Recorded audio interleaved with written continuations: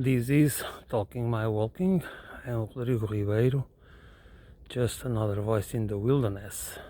And today I'm going to talk about individualism, mutualism, nationalism, and internationalism. The word collectivism is so weaponized that for so many people it's impossible to talk with them and use, or to talk with them, or to make them read or listen, because the word collectivism or collective immediately makes them mad or ignore or criticize and whatever. So the thing is, collectivism is just another word for mutualism, which is the basis for any social species to survive.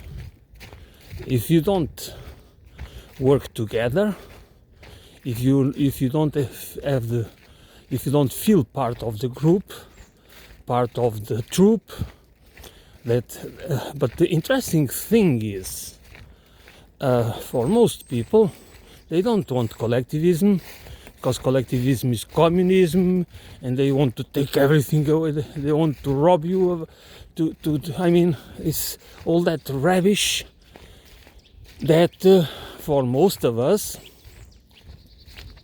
at least 90% of the population, that let's put it in another way, for the ones that do not belong to the upper middle class and the upper class and the oligarchs, to the oligarchy and the plutocracy, which means to the 1% and the 0.1%, we should understand that we benefit much more with mutualism, with understanding that our individual rights, not our rights to pursue self-interest at the expenses of others. Usually it has to be like that. Because if you are competing in an environment of manufactured scarcity, you are going to compete with the people just like you.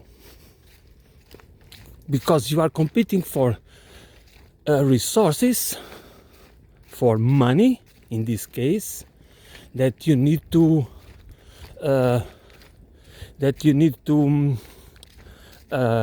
fight, to compete, and to transform the ones that are equals, that belong to the same class as you, as adversaries, as even enemies that sometimes you despise, while you idolize the ones that exploit you, because they are the entrepreneurs, the job creators, and so on and so forth.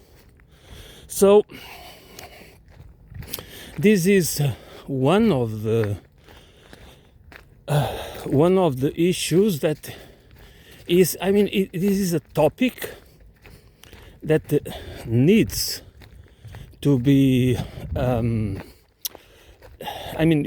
you should not feel any stigma, or you think about as a taboo, or as a conversation, as a source of conflicts and division, because the ones that want that are exactly the ones that have been controlling for already millennia, which is the upper class, in a class or caste system, with a hierarchy, a top-down hierarchy, that they have controlled the resources, control the institutions, and it has been true for all systems. I mean, democracy, our democracies, it's not because the representative democracy is not better than a dictatorship, but it is a representative democracy is a managed democracy. It's a democracy managed by the few, managed by the professional managerial class on behalf of the upper class, of the top 0.1%. That's what it is. Okay? It's not you. It's not me. We can have bargain power through unionization, through unions as workers, and through movements and other organizations, social organizations, political organizations, but as a collective, for exercising our political and civic rights, to mutual benefit. That's what we need to do, and that comes the nationalism. Nationalism is most of the time a weaponization of patriotism. It is just a way for the wealthy, for the upper classes, to use our feeling of national identity, of belonging to a country, to a culture, and the relevance of our native language, and everything else that is part of our national identity, or ethnic identity, or other forms of national identity. That can be race,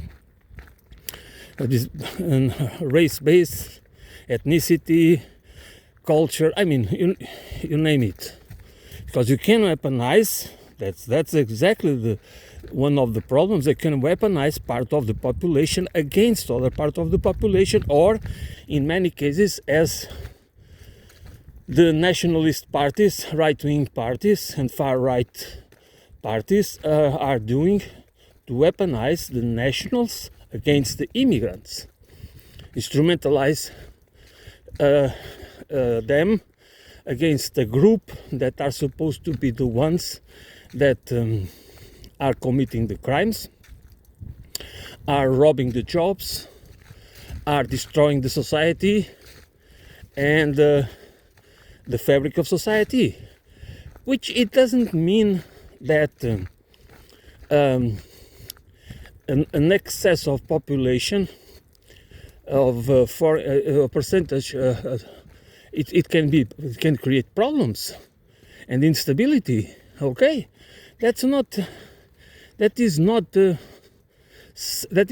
can happen, but to lead us to believe that the roots of our problems is that it is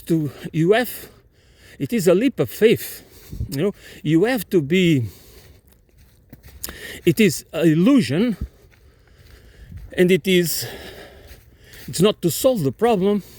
It's to use you to focus your anger, your delusionment against the government and against the state, not divert it to specific groups like the progressives or the leftists or the communists or the immigrants, or these people, the LGBT, blah blah, all these groups, and then sometimes put them all together in the same basket, and then you believe that you don't see where the problems come from.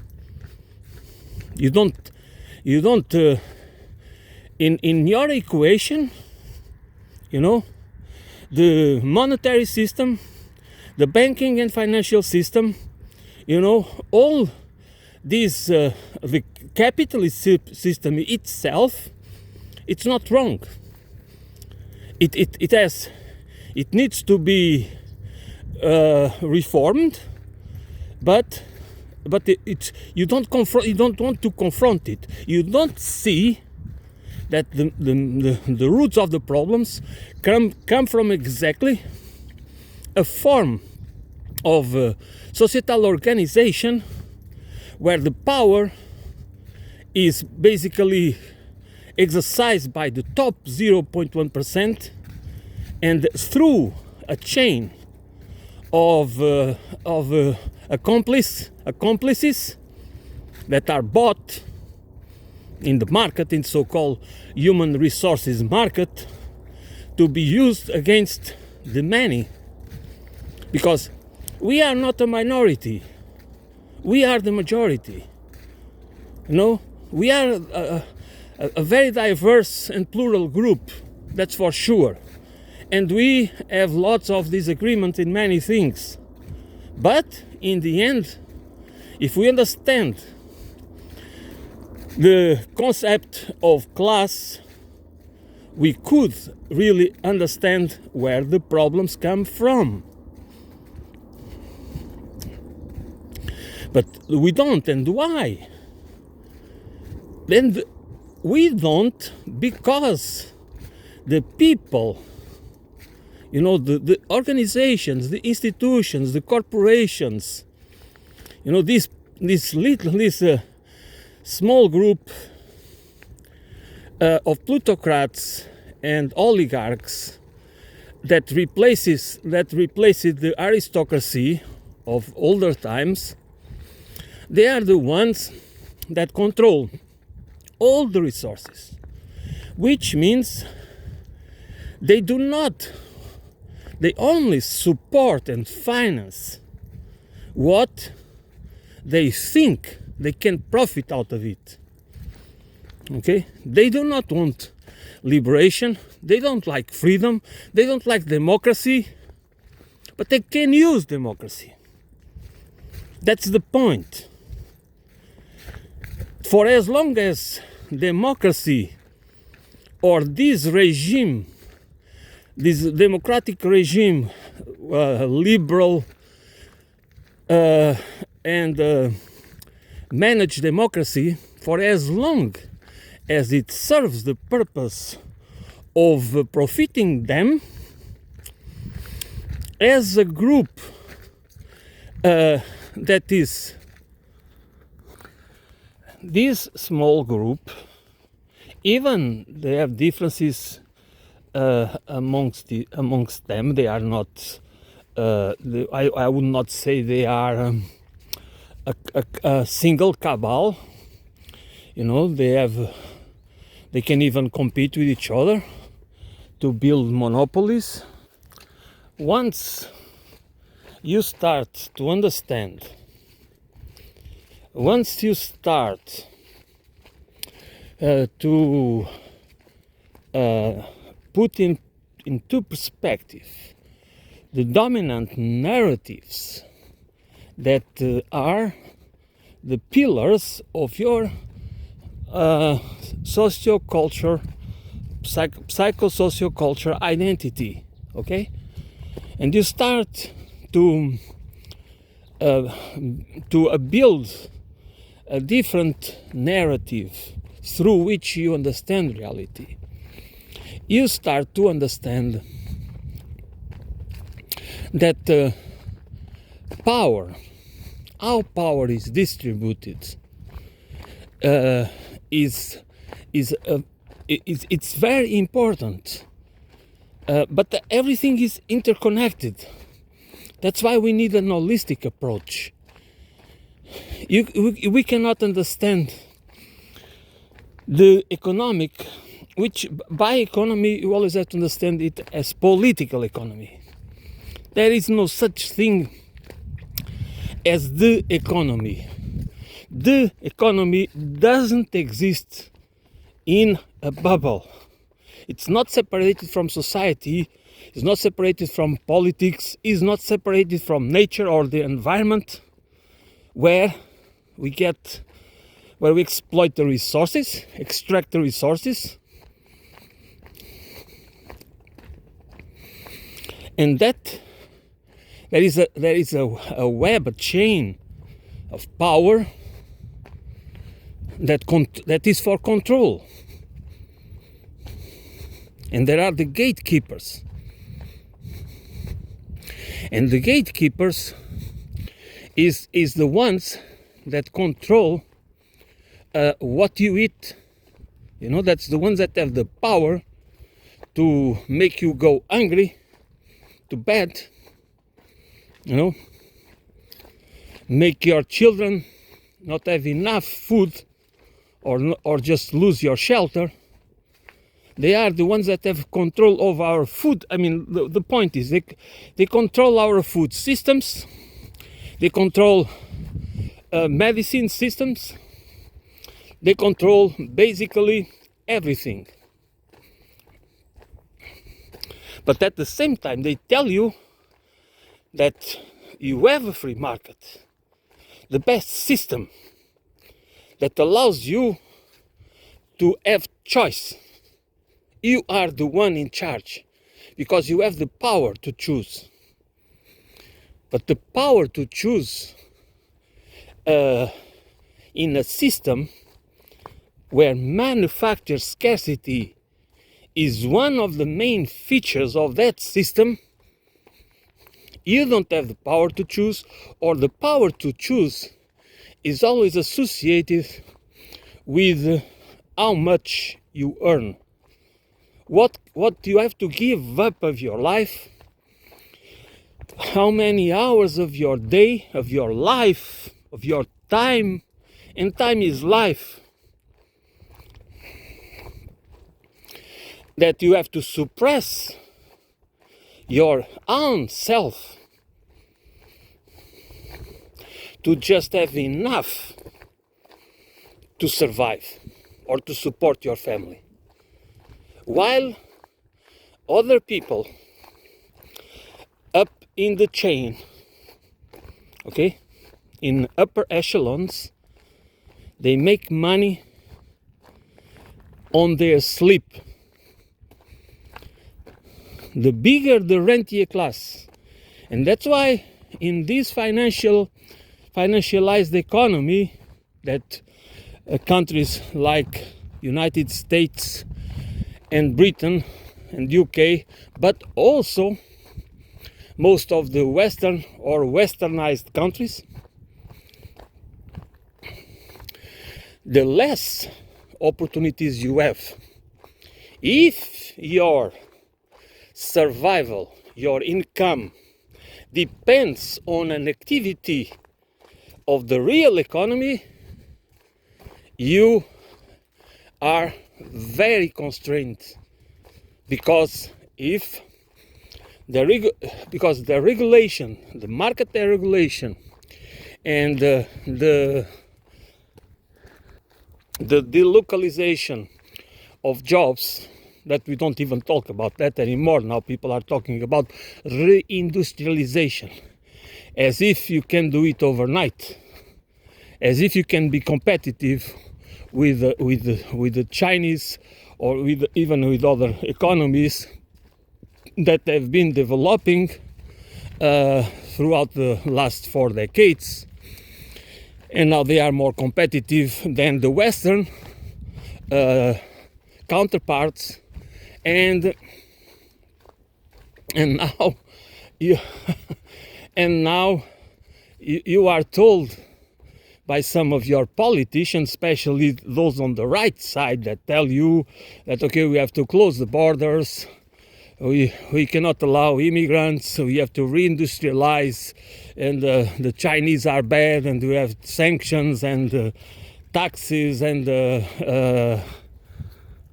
tariffs and everything else, and in the end, if you do not understand that you are the one that you are going to suffer, because again, if you are part of the majority, large majority, you are the one that are going to pay, because the final prices, the prices that you have to pay at the grocery store or on any other store, or an imported car, or whatever you need to buy, you want to buy or need to buy, is going to be more expensive,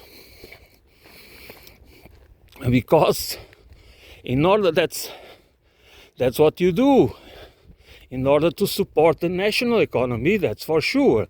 But that is when the national economy is healthy, which is not the case at all. That's why these people in both sides of the pond, of the Atlantic Ocean, they are resorting to propping up a war economy, which, by the way, it has always been since the Second World War. The United States of America has always been a war economy, but now they want to do it in Germany, England, France, Italy. I mean, all over Europe.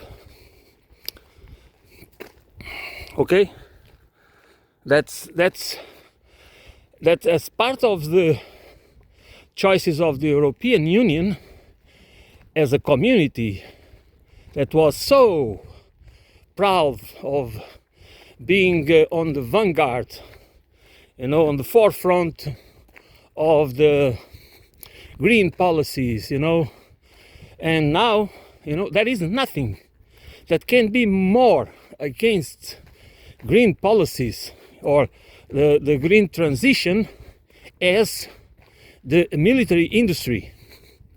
That is, by the way, it's an immense. I think they don't count it. As far as I know, it's not counted. The pollution that is generated by the U.S. military machine, okay, which is enormous, is gigantic, and it's not counted for as far as I know. The point is, nationalism, it's not the solution. Okay, you don't need to become a nationalist or defend the right-wing populism, because these people do not care about your well-being. Most of them are part of the 1%, okay? But even if they are part of the 10%, which is the upper middle class, they do not care about you.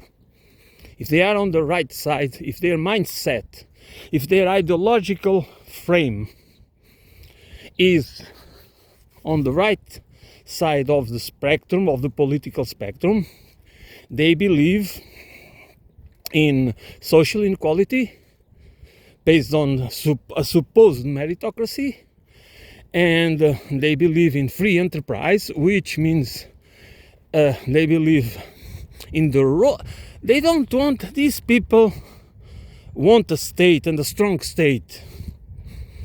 Okay, they like strong states. They just want the state to function and to protect the 1% and the 0.1%. That's what they want. It doesn't mean that they do not want a strong economy, or no, they might want it, but they don't want to have a strong social welfare state. because they sell the idea that the welfare state makes people lazy and just promotes this and that, and it just destroys this and that. That's what they want you to believe.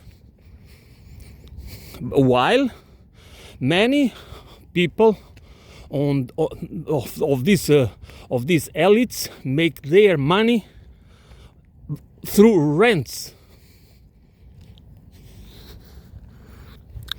But they want you to understand that these rents, if you work hard, it's just these rents are part of the accumulation of private property that was acquired with hard work and this and that, which in some cases is true. And that's why that's why these narratives are effective, because they are not a lie, but they are not true as well. And that's where that's how we need to understand how it works, how these narratives work in order to have the necessary, to create the necessary illusions, to have a perception, to be part of the perception management, in order that you understand reality in a certain way, framed in a certain way, that you become defending the policies and the organizations and the political parties and the corporations that are working against your well-being, against the collective well-being. And for us, if we do not understand that mutualism, that if we work and organize for our mutual benefit, which means that individual well-being is interconnected and is depends on the collective well-being. Not on a system that is based on manufactured scarcity to instrumentalize us against each other, as if we are enemies, as if we do not have the same needs, do not share common problems, and do not have the same enemies. Because if you believe that the people on the top, people like Elon Musk or Peter Thiel or Bill Gates and many others, not only Americans, this is right for any nation, It doesn't matter, in Africa, in Asia, in Oceania, in South America, everywhere, the problem is the same. Your interests and the interests in the oligarchs and plutocrats are on the antipodes, okay? What you need and want and should fight for is exactly what they want to eradicate. There are these anarcho-capitalists and also the libertarians, right-wing libertarians. They always talking about against the state and against this and against that and against the very institutions on which they depend as a class, especially those. They don't. I mean, don't they understand that it is exactly the existence of the state and the government that allows them to create the fiscal paradises and to have codify into law all the tricks that allow them to legalize to legalize economic crimes against the state. Okay? To not pay taxes, to create trusts, to hide property, and everything else. They talk as if the state is the enemy when they use all the time the very institutions, the legislative and the very institutions that they use to protect their interests, to protect and enhance, to become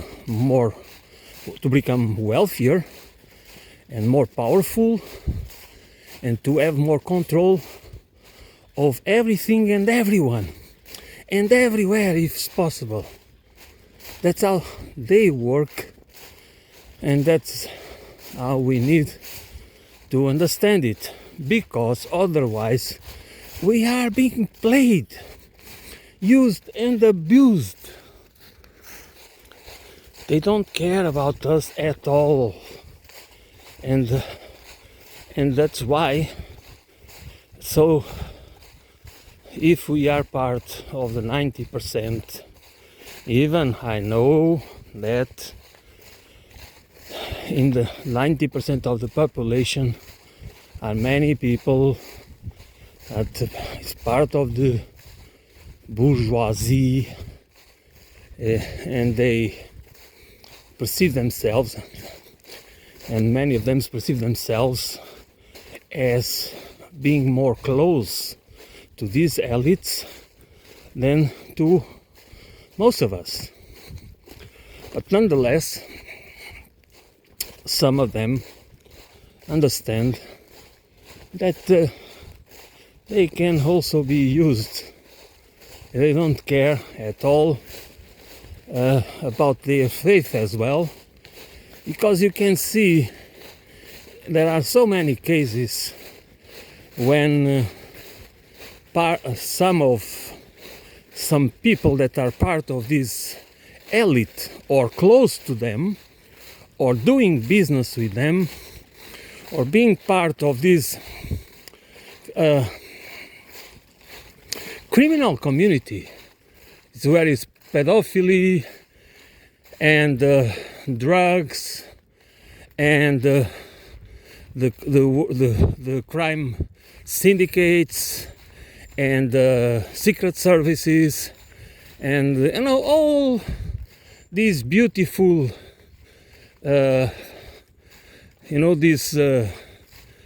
this perverted machine, and where these people they feel that they are not accountable, and therefore they can they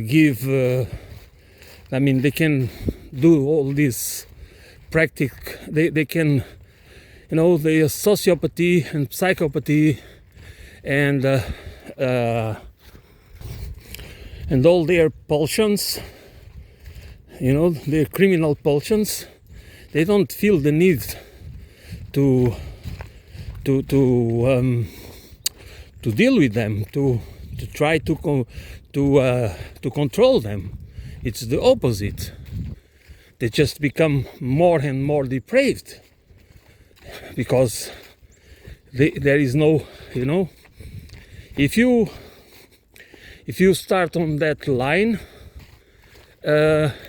it's like an addiction that you need more and more in order to satisfy yourself. So that's how these guys become so depraved, because they need always to push it further, and it's to give them the same pleasure. They need to do it. So that's why it is very difficult to they just become worse and worse over time. So and if they feel free, if they feel that they are not going to be responsible, they are not going to be accountable or criminal or putting into jail or face whatever, face repercussions and consequences, they just don't stop. Because this is part of what people call the deep state, which means this is why they don't need, that's why we have such, but how to deal with it, how can we deal with it? Our problem is division, lack of ability to resist and to create immunity against the instrumentalization that is always upon us. I talk about these topics over and over through different angles, the best I can, because I think if we do not if you are not able to debunk not only to debunk, to see with clarity the structures of power and how they operate and how they use the institutions, the very institutions that we believe, many of us still believe, that exist to protect our freedoms and give us the opportunity to compete in a level playing field, which is another myth. It doesn't exist, and why it doesn't exist? Because even if physically you have that ability, you don't have that ability at the intellectual and at academic level, because you will be ostracized and criticized, and you will be ridiculed, because if you do not follow what is supposed to be the consensus, this body of knowledge and theories and everything, that is supposedly it comes from the authorities, from those that are that do really have, as if they are the only ones that do understand reality. So therefore, they are the ones that we have to listen to follow, to give credit.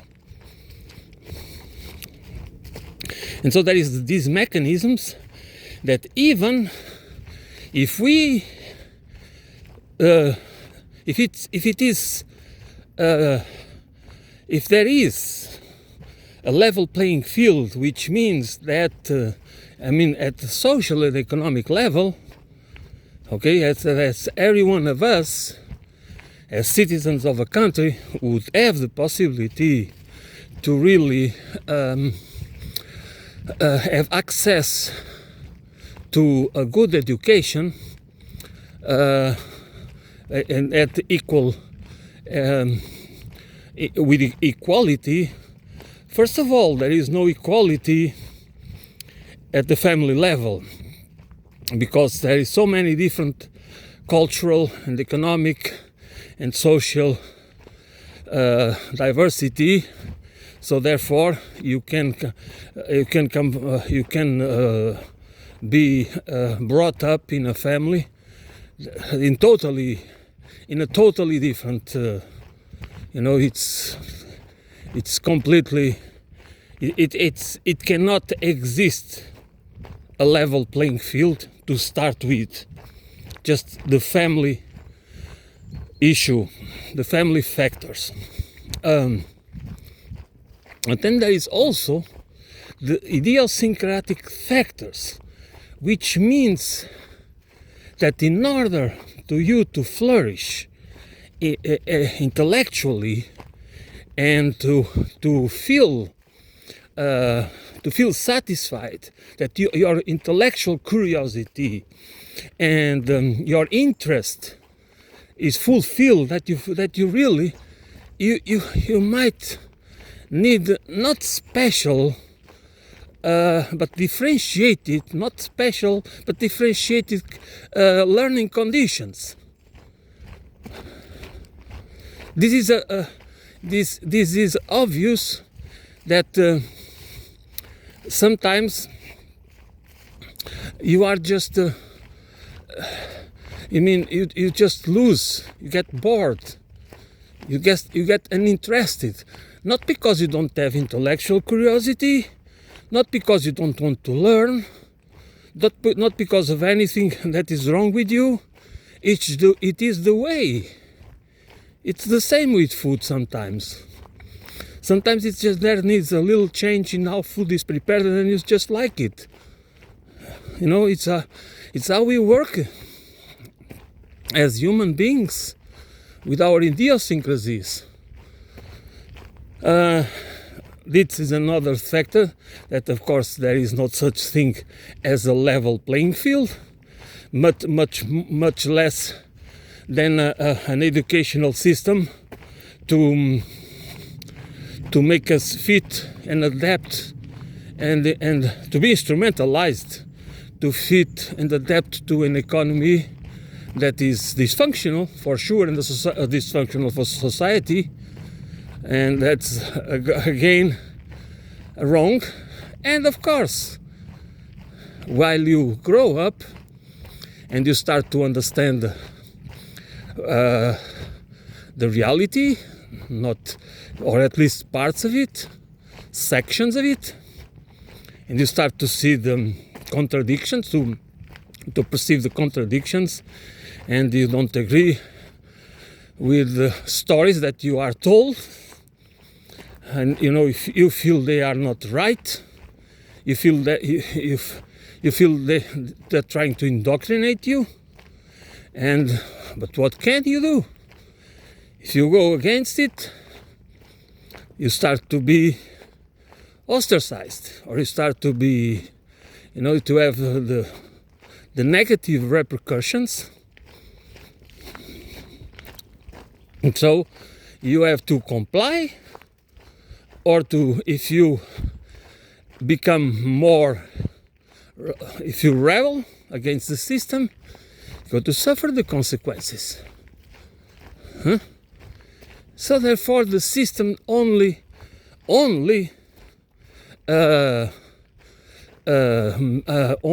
rewards compliance. And even when they talk about innovation and creativity and all that, that it's always mostly about technology, technofixism, and technoscientism, which means that you need to be a devotee, you need to be an acolyte of these new religions that tell us the stories that we can solve every problem. Humanity can only survive through technology, through more and more technofixism. That's why we need transhumanism and we need a technocracy as a system. So we need technofascism. If there is no way to impose it democratically, it needs to be imposed through fascism, through a form of through a dictatorship.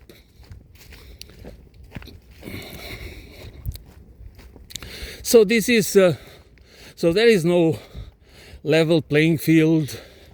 There is no such thing as the self-made man, because nobody thrives and flourishes in the absence of society, in the absence of social interaction, in the absence of social learning and social support. Okay?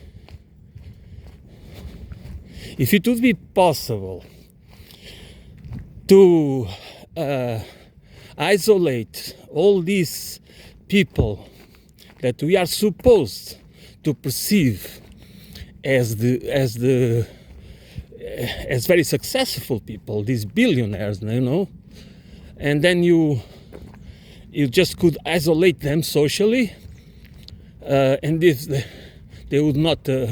They could not achieve anything alone without using, and that's one thing about them that we should repudiate, not idolize.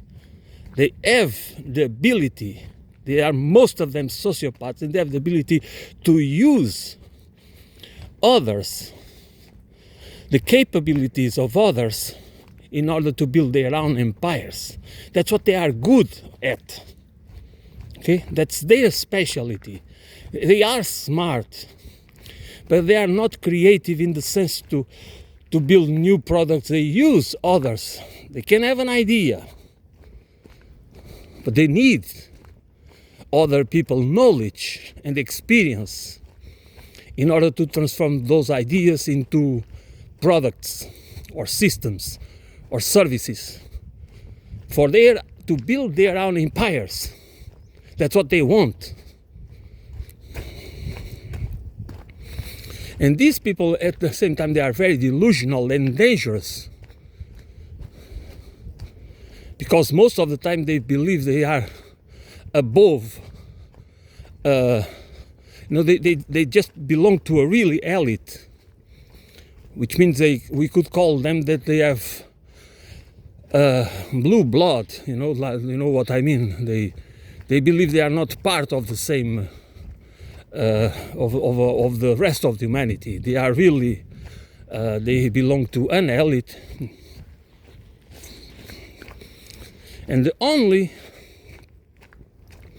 way that we, the many, if we want to fight back and build a ecological, holistic civilization and a social and ecological political economy, we need these two things: mutualism, the understanding of mutualism, the understanding of only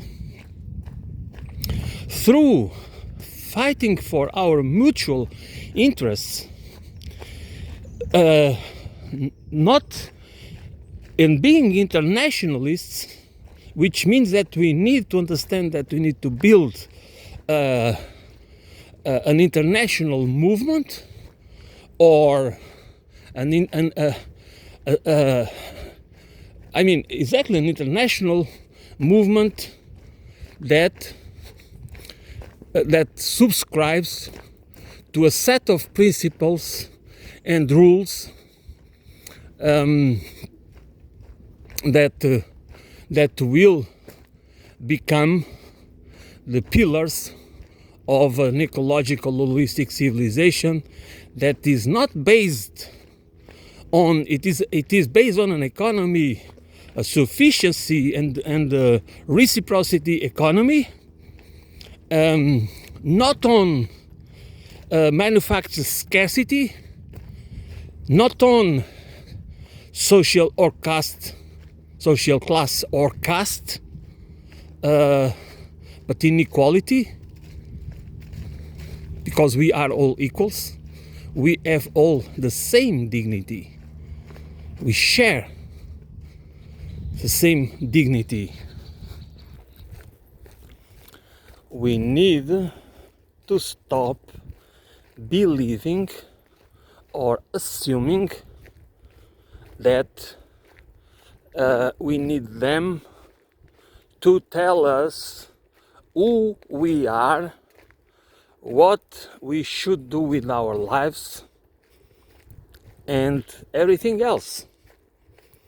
Because that's exactly what we do, without reflecting about it, without giving a critical analysis and have a critical system analysis, which means that we don't even try to understand how we acquire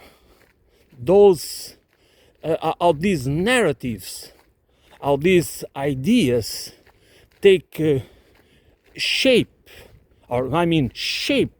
who we are, our identity, and then they instrumentalize us, and that's how they just can. How they can manage us as cattle, while we believe that we are free because we have this diversity of ideas, this cultural and ideological diversity, and these options that we can pick this or that, and we can. No, we don't. We don't have that kind of choice unless we start using our very innate capabilities to build a critical lenses and through an holistic, through a conscious transformative process, through an holistic perception of who we are, not isolated from the world, not isolated from society, not in the absence of being influenced, but by understanding that we are bits and pieces of other people's knowledge and experience. And therefore, we can only understand how our identity is built through being exposed to these influences, through living in a certain environment that is not neutral, that there are institutions and powers that want to control us, this is not conspiracy theories, this is about how a society, a class and caste-based society and the hierarchical system functions in order to keep the many in line, in order to make us obey and work against our own interests, competing with each other for scarce resources, not because they are scarce, because you can go hungry to bed, you cannot have enough to feed your children or to buy the medicine you need, not because the medicine doesn't exist or the food doesn't exist, but because of a system, a scarcity manufacture system on purpose, which is a feature of the system, to keep us scared, to keep us domesticated, to keep us,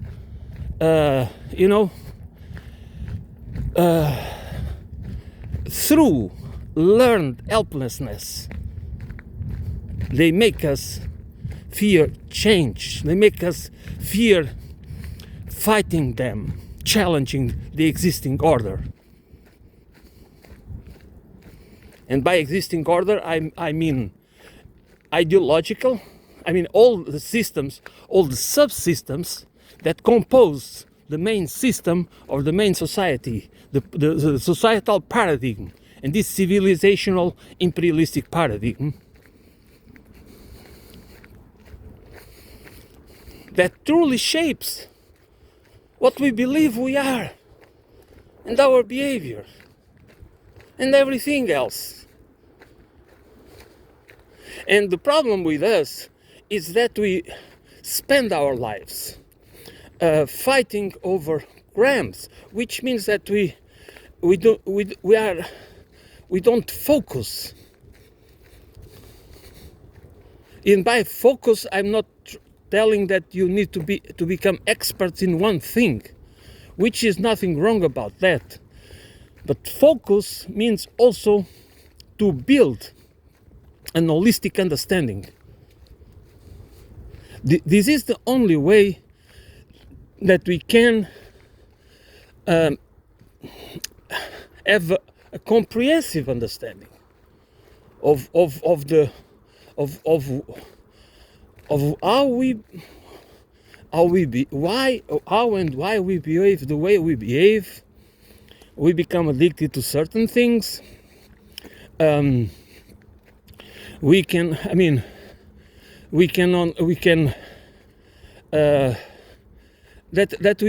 have trouble, difficulties, serious difficulties to think outside the box. And this and at the same time we are always talking about freedom and liberty, and when actually we live in a culture of enslavement, not freedom. There is no spiritual freedom, no intellectual freedom, no political freedom, no economic freedom, nothing. Just illusions, necessary illusions for compliance, to be managed as cattle, which is what we are, for profit, for wealth accumulation, for power and control. And we need to rebel against it. And we can. And we should. Okay, that's all for today. Thanks for listening, and I will be back soon.